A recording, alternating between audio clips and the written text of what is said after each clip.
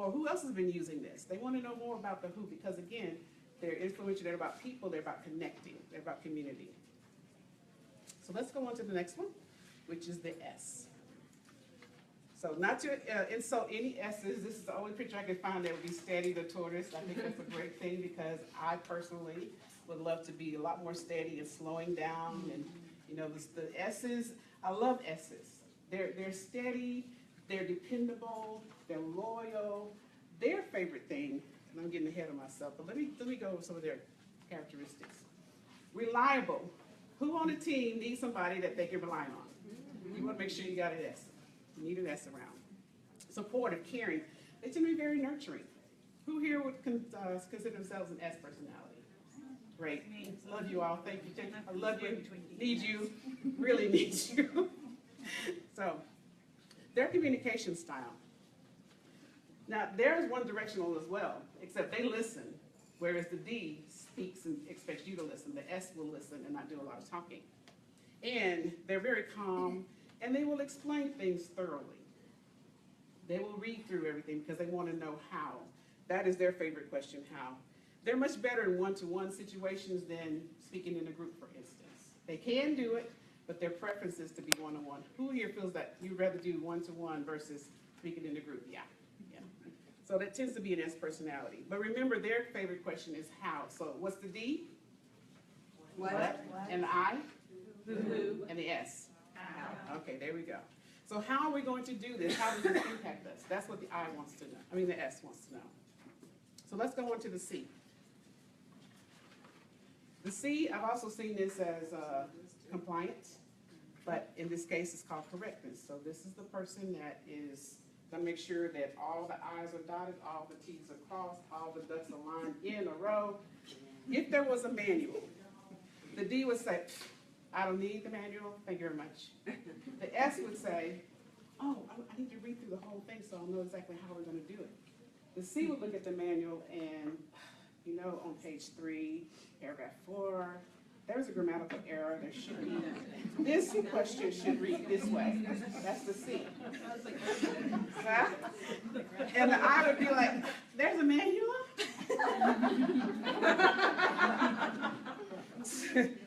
So some of the best communication styles for C's would be to put things in writing. They would prefer to write it out than to go and speak it or have to inform somebody or say anything. They don't necessarily express their opposing views, although they may have them. Oh, thank you. Thank you. Now, is this an S or C? Probably a C. I appreciate it. Yes. Okay, where was I? They also provide a lot of facts, a lot of details that we don't always want to know them all, but they have them. So if you want to know something detailed, anything about specification or anything like that, a C personality would have it for you. But the thing about them being so detailed is that they often can miss the bigger picture. So when you think about a C personality, their favorite question is, well, why? Why is it done this way? Why can't we do it that way? Why should we do it? Period. So that's what your C personality will do. So now the next step is to identify the other person's personality type. And so you may say, well, Anita, how in the world would I do that? Well, here are some things you want to look at. First, observe. Observe what kind of questions they're asking. Observe their personality. Observe their tonality. If they're saying more I statements versus we statements. If they are using a lot of what questions, why questions, how questions, who questions. That's something else to observe. Again, their body language. And here's another thing to assess. So first you observe and then you assess. You're going to assess first, are they reserved or are they active? Reserved meaning that they talk about more of the present, the past, and how things are now. Very calm. They have a quiet voice, and they don't tend to do a lot of eye contact. So when you're talking to a person that's reserved, they're not going to look you dead in the eye all the time. They're going to kind of do that a little bit, or they may look up a little bit or look to the side. A lot of times they look down. So just watch that.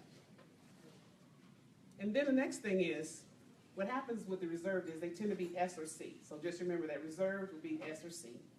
And then the next thing is, are they task or people oriented? And I didn't put the active part in here. Let me go back to that. So the active part is the one that speaks louder, more engaging. You could just tell a person that's more active versus one that's more reserved. On the task or people oriented, that's the next thing. So task or people oriented, you're going to have a D and a C style. So they'll talk about things, they're going to focus more on tasks, and they're not going to show a lot of emotion. They'll be more interested in things versus people.